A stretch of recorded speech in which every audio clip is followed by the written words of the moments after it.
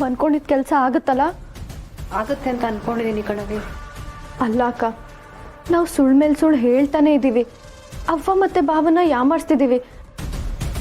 ಒಂದು ವೇಳೆ ನಮ್ಮ ಪ್ಲ್ಯಾನ್ ಏನಾದರೂ ಫ್ಲಾಪ್ ಆಗಿಬಿಟ್ರೆ ಏನಕ್ಕ ಮಾಡೋದು? ಹಂಗೆಲ್ಲ ಏನೂ ಆಗಕ್ಕಿಲ್ಲ ಕಣವಿ. ನಾವು ಮನ್ಸಿನಾಗೆ ಒಳ್ಳೆ ಉದ್ದೇಶ ಇಟ್ಕೊಂಡು ಇದನ್ನೆಲ್ಲ ಮಾಡ್ತಿದ್ದೀವಿ. ಖಂಡಿತವಾಗ್ಲೂ ಅದ್ಯಾವ ನಮ್ಮ ಕೈ ಬಿಡೋಕ್ಕಿಲ್ಲ.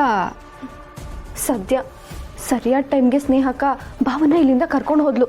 ಇಲ್ಲ ಅಂದಿದ್ರೆ ಪುರ್ಸಿ ಇಟ್ಟೋದಕ್ಕೆ ಅಪ್ಪಯ್ಯನ ಮತ್ತು ಕಾಳಿನ ಕರ್ಕೊಂಡು ಹೋಗಿರ್ತಾಳೆ. ಖಂಡಿತವಾಗ್ಲೂ ಆ ರಾಜಿ ಕಿಡ್ನಾಪ್ ಆಗಿರ್ತಾಳೆ. ನಮ್ಮ ಕೆಲಸ ಆಗಿದೆ ಅಂತ ಸುದ್ದಿ ಬಂದರೆ ಅಷ್ಟೇ ಸಾಕು.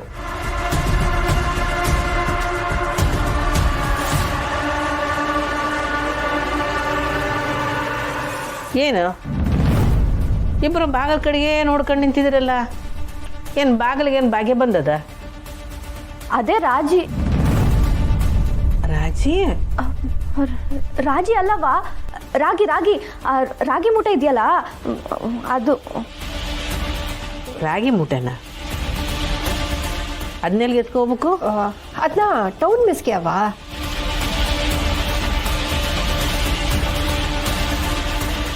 ಏನಿಬ್ರು ಹಿಂಗೆ ತಡಬಡಾಯಿಸ್ತಿದ್ದೀರಿ? ಮಾತನಾಗ ಒಂದು ಹೇಳ್ತಿದ್ದೀರಿ, ಕಣ್ಣಾಗ ಒಂದು ಕಾಣ್ತಾ ಐತಿ. ಏನಾಗತ್ತೆ ನಿಮ್ಮಿಬ್ಬರಿಗೂ? ಏನೂ ಇಲ್ಲವಾ. ಅದೇವಾ, ಮೆಸ್ನಾಗೆ ರಾಗಿ ಇರಲಿಲ್ಲ, ಅದನ್ನೇ ತಗೊಂಡೋಗ್ಬೇಕು ಅಂತ ಹೇಳಿದ್ದೆ. ಅದನ್ನ ಹಿಂಗೆ ನಿಂತವ ಹೇಳ್ತಾವಳ ಆಟೆ. ಅದೇನು ದೊಡ್ಡ ವಿಷಯ? ನಿಮ್ಮ ಅಪ್ಪಯ್ಯನಿಗೆ ಹೇಳಿದ್ರೆ ಆಟೋದಾಗ ಹಾಕೊಂಡು ತಂದು ಕೊಡ್ತಿರ್ನಿಲ್ವೇ? ಇಷ್ಟಕ್ಕೆ ಬಾಗಿಲ ಕಡೆ ನೋಡ್ಕೊಂಡು ನಿಂತಿರೋದಾ? ಅದು ಅಪ್ಪ ಪುರುಷಿ ಜೊತೆ ಹೋಗಿದಾರಲ್ವಾ, ಯಾವಾಗ ಬರ್ತಾರೆ ಅಂತ ನೋಡ್ತಿದ್ದೆ ಅಷ್ಟೆ.